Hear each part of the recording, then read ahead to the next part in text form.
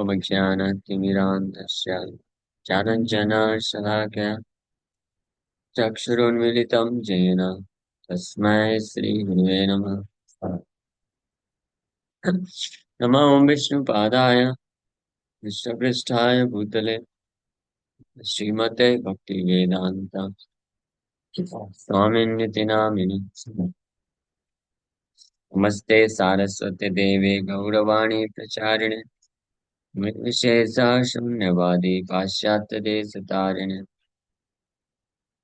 नित्यानन्दनमस्तुभ्यं प्रेमानन्दप्रदायिने कलौ कल्मषनाशाय जानवापते नमः। नमो महावदन्याय कृष्णप्रेमप्रदायते कृष्णाय कृष्णचैतन्य नाम्ने गौरतुसे नमः। जय श्री कृष्ण चैतन्य प्रभु नित्यानंद श्री अद्वैत गदाधर शिवासादि गौर भक्त वृंद। हरे कृष्ण कृष्ण कृष्ण हरे हरे हरे राम राम राम हरे हरे। हरे कृष्ण। तो आप सभी भक्तों का हार्दिक स्वागत है। आज के गौर कथा में हम लोग चैतन्य चरितमृत से चर्चा कर रहे हैं। मध्य लीला चैप्टर 5। सो साक्षी गोपाल को वो ब्राह्मण, छोटा ब्राह्मण फाइनली लेके आया विद्यानगर, साउथ इंडिया।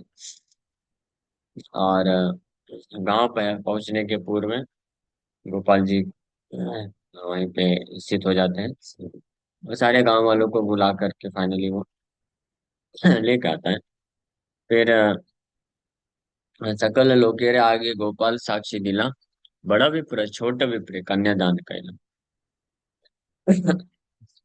सब लोगों के सामने गोपाल जी साक्षी देते हैं और फिर बड़ा ब्राह्मण अपनी कन्या का दान करता है। और फिर भगवान बोलते हैं दोनों ब्राह्मण को कि आप दोनों मेरे जन्म जन्म के दास हो। तुम्ही तो ही जन्मे जन्मे हमारा किंका। ना you two brahmanas are my eternal servants, birth after birth. So like these two brahmanas of Vidyanagar, there are many devotees who are eternal servants of the Lord. They are specifically known as Nitya Siddha, eternally perfect. Although the Nitya Siddhas appear in the material world and seem to be common members of the world, they never forget the supreme personality of Godhead in any condition. तो ये नित्य सिद्ध जो है, ये दोनों ब्राह्मण नित्य सिद्ध है। जन्म जन्म से भगवान के दास हुए। अभी नित्य सिद्धि की भी दो कैटेगरी होती है।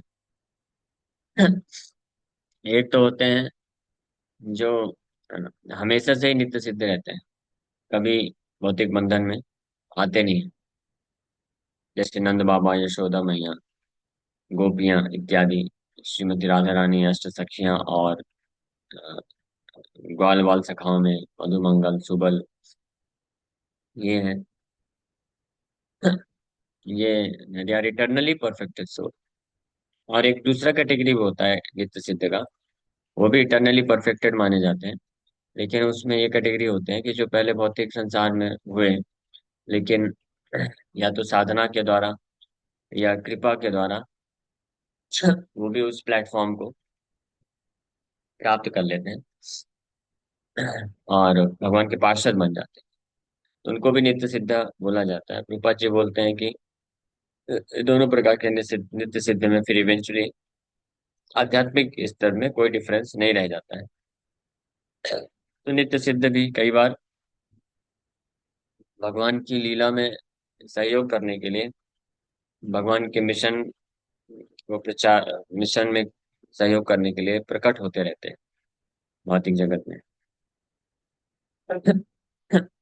लेकिन आ, वो संसार संसार में कॉमन दिख सकते हैं, साधारण व्यक्ति की तरह ही दिखते हैं, प्रतीत होते हुए लगते हैं। और और कभी कभी ऐसा भी होता है कि इनमें नित्य सिद्ध होते हैं, तो वो वो खुद को भी नहीं जानते जो वो नित्य सिद्ध है, बट सिम्टम से पता चलता है। सिम्टम क्या है कि जो एक्चुअली में नित्य सिद्ध है, नित्य सिद्ध मतलब जो एक्चुअली में भगवान का पार्षद है या परफेक्शनल स्टेज स्टेज को प्राप्त कर चुका है, तो भले ही भौतिक संसार में रहता है, भौतिक शरीर है, और भौतिक संसार में भौतिक साधारण लोगों की तरह कार्य करते हुए प्रतीत होता है, बट उसका लक्षण है कि दे never forget the supreme personality of godhead in any condition. किसी भी स्थिति में वो भगवान को भूलते नहीं है, और उनके माया माया उनको स्पर्श नहीं कर पाती। They never fall down. उनका कभी पतन नहीं होता है, वो कभी भी मायाबद्ध नहीं होते हैं, और कभी भी भगवान को भूलते नहीं है। हाँ, उनको बोलते हैं नित्य सिद्ध है। तो ये दो ब्राह्मण नित्य सिद्ध थे। इसके अलावा ऐसे अनेकों भक्त हैं, हुए हैं भगवान के जो नित्य सिद्ध भक्त हैं। तो this is the symptom of a नित्य सिद्ध। So there are two kinds of living entities, नित्य सिद्धा and नित्य बद्धा। नित्य सिद्ध और नित्य बद्धा। नित्य सिद्धा never forgets his relationship with the supreme personality, whereas the nitya baddha is always conditioned even before the creation। नित्य सिद्ध कभी अपने संबंध को भगवान के साथ नहीं भूलता है, हमेशा उसको ये स्मरण रहता है। हाँ, नित्य सिद्ध नित्य बद्ध जो होता है वो हमेशा बंधन में रहता है, मीन्स हमेशा ये चांसेस रहता है उसका माया के बंधन में फंसने का, गिरने का।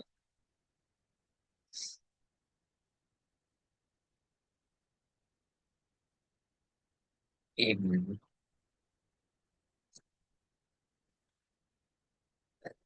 तो ऐसे हमेशा बंधन में रहता है, कंडीशंस रहते, कंडीशंस, इसलिए कंडीशंस हो गए। Here the Lord informs the two Brahmanas that they are his servants birth after birth. The phrase birth after birth refers to the material world, because in the spiritual world there is no birth, death, old age or disease। हाँ, तो यहाँ पे भगवान ये दो ब्राह्मणों के लिए, जिनका भगवान साक्षी बन के आए साक्षी देने के लिए, ये दो ब्राह्मण को भगवान बोल रहे हैं, तुम्ही दुई हमारा किंकर जन्म जन्म, जन्मे जन्म। जन्म जन्म से आप दोनों मेरे किंकर हो, दास हो। तो हालांकि वो भी जन्म जन्म आ रहे हैं, they are taking birth after birth. हाँ, बट क्योंकि वो भगवान के नित्य दास हैं, इसलिए वो नित्य सिद्ध कहलाते हैं। हाँ, तो बार बार जन्म लेना ये भौतिक संसार का लक्षण है, लेकिन by the order of the supreme personality of God, Nitya Siddha remains within this material world like an ordinary man, but the only business of the Nitya Siddha is to broadcast the glories of the Lord. This incident appears to be an ordinary story about a marriage transaction involving two ordinary people. However, Krishna accepted the two Brahmanas as his eternal servants. Both Brahmanas took much trouble in these negotiations, just like mundane people, yet they were acting as eternal servants of the Lord। so नित्य सिद्ध जो होते हैं, कई बार कुछ नित्य सिद्ध होते हैं, वो आध्यात्मिक जगत में भी नहीं जाते, वो बर्थ आफ्टर बर्थ, वो भी बार बार जन्म लेते हैं, लेकिन हमेशा वो अपने उद्देश्य को कभी भूलते नहीं। और इस भौतिक संसार में जन्म लेने का एकमात्र उनका उद्देश्य होता है to broadcast the glories of the lord, भगवान की महिमा का प्रचार करना। इसके निमित्त वो बार बार जन्म भी ले सकते हैं। एंड एंड इसके उसके लिए उनको ऐसा कोई भौतिक संसार का बंधन नहीं है। वो ऐसा प्रतीत हो सकता है कई बार बाहरी दृष्टिकोण से कि उनको भी अनेकों प्रकार के कष्ट से होते हुए गुजरना पड़ रहा है, अनेकों प्रकार के तकलीफ झेलना पड़ रहा है, लेकिन वास्तव में वो उसमें सेटिस्फाइड रहते हैं, संतुष्ट रहते हैं, because their business is to broadcast the glories of the lord, भगवान की महिमा का प्रचार करना। भगवान की सेवा में नित्य रूप से लगे रहते हैं, इसलिए internally they are always satisfied. So ये दो ब्राह्मण भी, बाहरी रूप से ऐसा प्रतीत हो रहा था, ये दोनों ब्राह्मण जो है भौतिक संसार में अन्य ब्राह्मणों की तरह, अन्य लोगों की तरह भी उसी प्रकार के भौतिक कार्य में भी हैं, और साथ में भजन भी करते हैं, भक्ति भी करते हैं, धर्म का पालन करते हैं। और जैसे साधारण कोई व्यक्ति होता है, बड़ा होता है, फिर उसका विवाह करता है, फिर उसके बच्चे होते हैं, फिर अपने बच्चों को विवाह करने के लिए चिंता करता है, और मैरिज ने जो नेगोशिएशन ये सब कार्य जो है, लाइक मंडेन पीपल ऐसे कार्य में लगे हुए प्रतीत होते हैं। बट एक्चुअली हर परिस्थिति में they always act as eternal servants of the lord, भगवान के नित्य दास के रूप में। ये बहुत महत्वपूर्ण पॉइंट है कि कोई भी व्यक्ति, कोई भी भक्त है जो हमेशा अ, ये स्मरण कर सके, I am an eternal servant of Krishna, मैं कृष्ण का नित्य दास हूँ, और कृष्ण की इच्छा की पूर्ति करना मेरा जीवन का उद्देश्य है। तो वो जैसी भी परिस्थिति में रहता है, उस परिस्थिति में अपने भौतिक कार्यकलापों को, कर्तव्यों को करते हुए, अपने आप को भगवान कृष्ण का दास समझते हुए, वो बिना भगवान के जो आदेश हैं, शास्त्रों के इंजंक्शन है, आदेश है, उसका उल्लंघन किए बिना भौतिक कार्यों को संपन्न करता है और भगवान का स्मरण में नित्य लगा रहता है। That means they always remember this fact that I am meant to serve Krishna. मेरा मैं कृष्ण के सेवक के निमित्त हूँ, मेरा अस्तित्व। इसलिए वो कभी भी सेंस ग्रेटिफिकेशन के लिए कार्य नहीं करते, इंद्रिय भोग के लिए कार्य नहीं करते हैं। और ये कारण है कि इंद्रिय भोग की जो इच्छाएं होती हैं, जो प्रलोभन होते हैं, उनको विचलित नहीं कर सकते, because they are firmly situated in this consciousness that I am meant to serve Krishna, कि मैं कृष्ण को सेवा के लिए, that is my duty, and that is my internal position, वो मेरा कर्तव्य भी है और मेरा वही स्थिति भी है। और और इस प्रकार से कृष्ण के अपने आप को सेवा में समझते हुए, वो जिस आध्यात्मिक संतुष्टि को, सुख को महसूस करते हैं, उसके कारण वो कभी मायाबद्ध में नहीं फंसते हैं। नहीं, माया के बंधन यानी भोग उनको विचलित नहीं कर सकता है। सो ये इंपॉर्टेंट पॉइंट है that they never forget their position as servants of the Lord.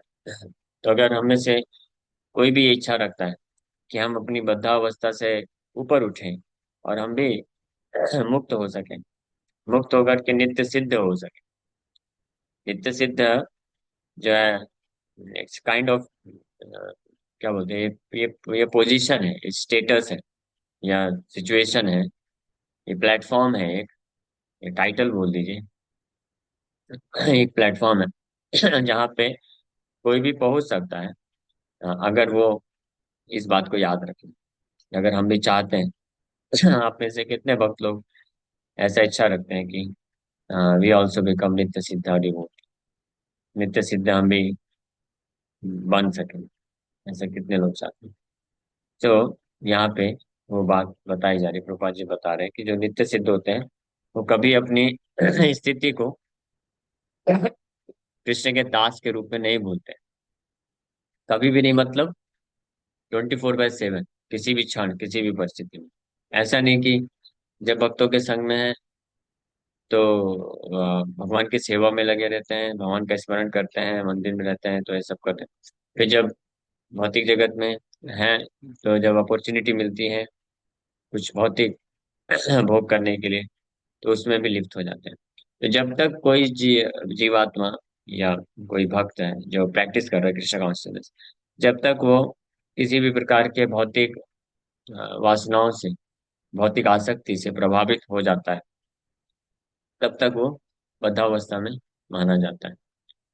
लेकिन प्रभुपाद वैष्णव, प्रामाणिक वैष्णव आचार्यों की शिक्षाओं को पालन करके जब कोई इस स्तर पे उठ सके, इस स्तर पे आ सके कि जहाँ पे उसके पास वो अपॉर्चुनिटी, अवसर, माया के बंधन में, जो अनर्थ के जो चीजें, उसमें फंसने का अवसर होने पर भी वो अपनी स्थिति को नहीं भूलता है कि मैं कृष्ण का दास हूँ।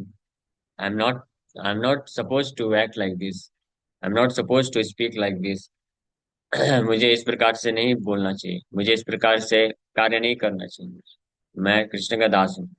तो ये जो हर परिस्थिति में याद करके उस स्टेटस पे ही कार्य कर सके, तो वो उस माना जाता है कि यह रियलाइज सोल है, वो नित्य सिद्ध है, कभी अपनी पोजीशन को भूलता नहीं। तो ऐसे नित्य सिद्ध जो भक्त होते हैं बहुत रेयर, वेरी रेयर। और ऐसे नित्य सिद्ध डिवोटी का अगर संग मिलता है, तो उनकी कृपा से, उनके संग के प्रभाव से कोई बद्ध जीवात्मा भी जो है नित्य सिद्ध बन सकता है। क्योंकि पोटेंशियल है, वो पोटेंशियल होता है। जस्ट लाइक लोहा है, तो लोहे में वो पोटेंशियल है क्या, चुंबक की तरह कार्य करने। लोहे को अगर आप चुंबक के संपर्क में लाएंगे, तो लोहा तो चुंबक से चिपक ही जाता है, लेकिन साथ ही साथ में वो लोहा भी चुंबक चुंबक की तरह कार्य करना अ, चालू कर देता है। हाँ। तो ये एक important point. So another poet, the elderly Brahman, belonged to an aristocratic family and was learned and wealthy. The young Brahman belonged to an ordinary family and was uneducated. But these mundane qualifications do not concern Anitya Siddha engaged in the service of the Lord. ये बहुत important है, ध्यान रखिएगा।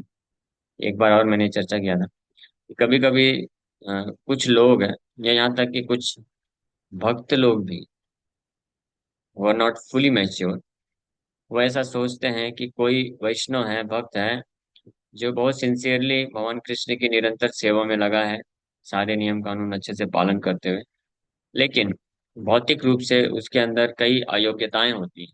जैसे वो दिखने में सुंदर नहीं होता, या बहुत धनी नहीं होता, या कई बार कई बहुत सारी व्याधियों से गुजरता है, या बहुत लर्नेड नहीं, बुद्धिमान नहीं है। तो ये जो भौतिक मटेरियल डिस्क्वालिफिकेशंस होती हैं, हाँ, it has nothing to do with his spiritual position, ये ध्यान रखना चाहिए। हाँ, इस बेसिस पे ये जज नहीं करना चाहिए कि हाँ ठीक है, अच्छे वैष्णव हैं जो भी हैं, लेकिन उनका जन्म तो हीन है, तो इससे पता चलता है कि उनके पूरे जन्म के कुछ पाप हैं। ऐसा कुछ लोग इमेजिन करना चालू कर देते हैं। ये जो जन्मेश्वर श्रुतश्री भी है, और संसार के सुख दुख मिलते हैं, तो ये हमारे पाप और पुण्य का लेखा जोखा है, ये हमको अपने लिए अप्लाई करना चाहिए निश्चित रूप में। हम भले ही कितने बड़े भक्त भी बन जाए, हमको यही अपने लिए जानना चाहिए कि मैं बद्ध जीव हूँ, और मेरे जीवन में जो कुछ ऐश्वर्य आ रहा है, सुख आ रहा है, बहुत नाम सम्मान मिल रहा है, तो ये मेरे पिछले जन्म का कुछ पुण्य कर्म है, उसके कारण मिल रहा है। और जो दुख आ रहा है, व्याधियां आ रही है, मेरे जो है पाप कर्म के कारण आ रही है। यानी दोनों ही स्थिति में मैं वास्तव में बद्ध जीवात्मा हूँ, और मैं प्रयास कर रहा हूँ कृष्ण भक्ति में आगे बढ़ने के लिए। लेकिन हमको ये किसी अन्य वैष्णव के ऊपर नहीं अप्लाई करना चाहिए। ये अन्य जो जो भक्त नहीं है, नॉन डिवोटीज हैं, तो उनके लिए पूरी तरह से अप्लाई होता है कि वो पूरे जन्म के कर्म के अनुसार उनको सुख या दुख मिलता है। लेकिन फॉर आवर सेफ साइड, इसको बोलते हैं बेनिफिट ऑफ डाउट, कि हमको जज नहीं करना चाहिए, क्योंकि फिर चांस रहेगा अपराध करने का। एटलीस्ट हमको ये सोचना चाहिए कि जो भी हो, वी डू नॉट नो, हमको मालूम नहीं क्या उनका इतिहास है, but now he is engage nicely in Krishna service, that is sufficient for me. उनको साधु समझ, साधु स्वीकार कर, अभी वो कृष्ण की सेवा में लगे हैं ना शुद्ध भाव से, वो मेरे लिए पर्याप्त है, ये जानने के लिए कि वो साधु, भले ही कितने भी प्रकार के डिस्क्वालिफिकेशन क्यों ना हो, तो हमको उनके डिस्क्वालिफिकेशन के आधार पर उनका पूर्व जो जन्म है, पूर्व जीवन के बारे में जज नहीं करना चाहिए, मिस जज नहीं करना चाहिए। तो प्रभुपाद जी यहाँ पे बता रहे हैं कि हालांकि जो एल्डरली ब्राह्मण था, जो वृद्ध ब्राह्मण, वो भी शुद्ध भक्त था, लेकिन वो एरिस्टोक्रेटिक फैमिली से था, बहुत कुलीन ब्राह्मण था, बहुत धनी था, ऐश्वर्य था उसके पास, बहुत ज्ञान भी था, तो वो भी शुद्ध भक्त था। लेकिन जो छोटा ब्राह्मण था, हाँ, वो एक साधारण ब्राह्मण परिवार से था, बहुत एजुकेटेड नहीं था, लेकिन वो भी शुद्ध भक्त थे, तो इसलिए ये नित्य सिद्ध, दोनों ही नित्य सिद्ध माने गए। और दोनों ही नित्य सिद्ध, ये qualification disqualification does not matter.